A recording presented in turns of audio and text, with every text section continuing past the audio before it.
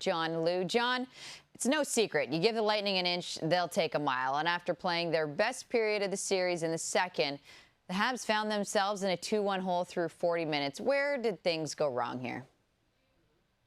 Well, first of all, Tessa, is that they didn't make life hard enough for Andrei Vasilevskiy. They generated only 7 high-danger chances at even strength. And so that just isn't going to be enough to beat a goaltender of that caliber. But then late in the second period, with the clock winding down, the clock management has to be better. And Luke Richardson said that there were a couple of puck management issues, that they didn't get sticks on pucks. They're talking about Philip Danault and Ben Sherratt in the neutral zone with a couple of seconds left, and the Barclay-Goodrow line is able to go on the rush, and they score with 0.3 of a second. So that really was, it wasn't a backbreaker, but it was really the type of goal that had the opportunity to be demoralizing. Having said that, the Canadiens still came back with a fairly strong third period, but that just goes to show how opportunistic the Lightning are, and just how small that margin for error is. If you make a mistake, they're going to put it in the back of the net, and that margin for error gets that much narrower when Andrei Vasilevskiy is at the top of his game.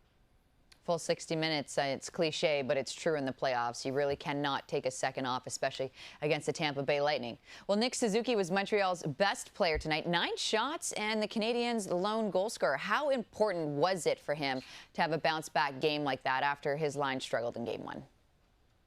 Yeah, well, they're the most important offensive unit for the Canadiens, Tessa, and Nick Suzuki and Cole Caulfield, Tyler Toffoli, they all rebounded, but especially the young players, the two 20-year-olds, or the 20-year-old and the 21-year-old.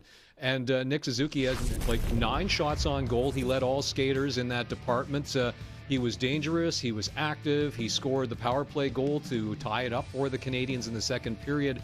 He was also very good defensively, too. There was a play in the third where he dove fully extended in the neutral zone to deflect a pass away. If he didn't get his stick on that puck, Nikita Kucherov goes in on a clear-cut breakaway against Carey Price. So in every facet of his game, Nick Suzuki really bounced back, and that's something that his teammates really admire in him, is his competitiveness, in addition to all his talents that are part of his toolbox. But we have to mention Cole Caulfield as well. There was one moment late in the first period, exceptional play on the back check where he used his speed, coming back all the way on the power play with Anthony Cirelli charging the zone. Caulfield gets his stick on a puck that Cirelli had a fairly good opportunity for a scoring chance, but he deflects that puck out of play. So, again, you know, with the 2 youngsters on that line, they really had big bounce-back games tonight.